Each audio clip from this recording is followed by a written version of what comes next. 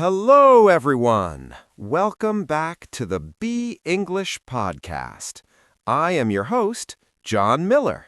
And I am Emily Carter. Hi, everybody. We are so incredibly happy to have you join us today. It is a beautiful morning here in Seattle, isn't it, John? It really is, Emily. The sun is shining, and I am ready to talk about English. Now, if this is your very first time listening to us, we want to say a huge welcome.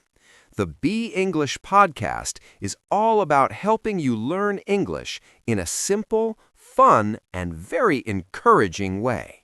That is right. We know that learning a new language can sometimes feel scary, but here we want you to relax. Think of us as your friends, sitting with you in a cozy coffee shop. Exactly. We speak slowly and clearly so you can follow along easily. Today, we have a very special and important topic.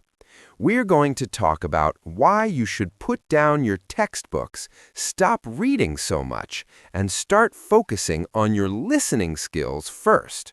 Ooh, this is such a good topic. So many learners want to read and write immediately, but listening is actually the magic key to fluency.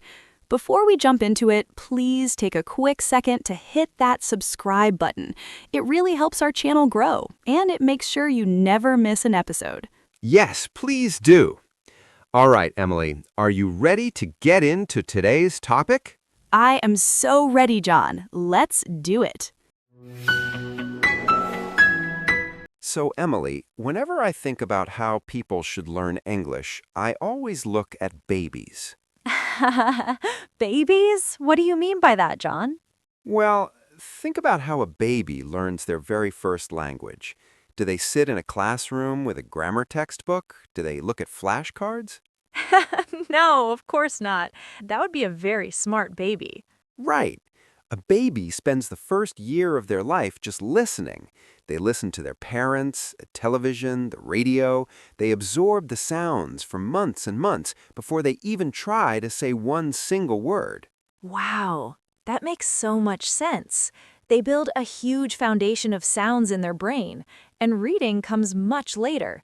They do not learn to read until they go to school. Exactly. But adult language learners often do the exact opposite.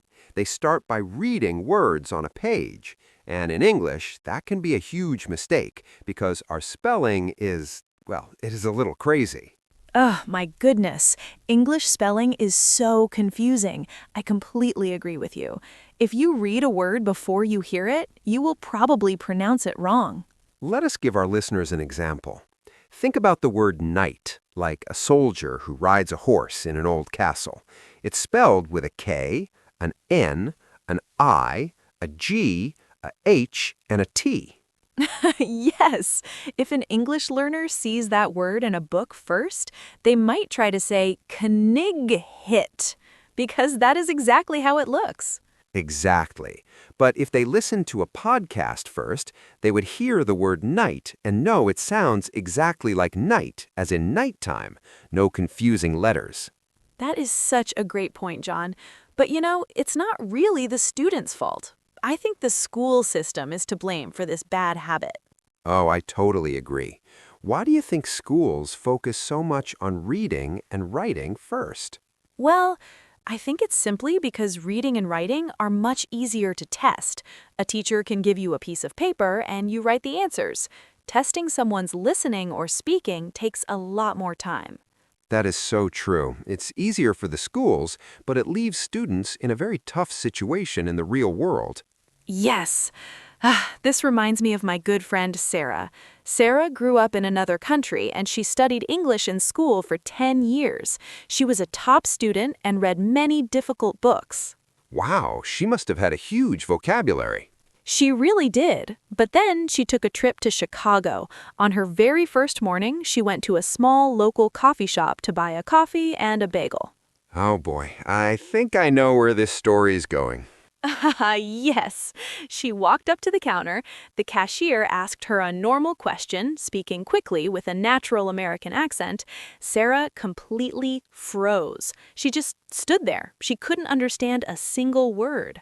Oh no, that is so stressful, but it's so common. She told me later that it sounded like a completely different language.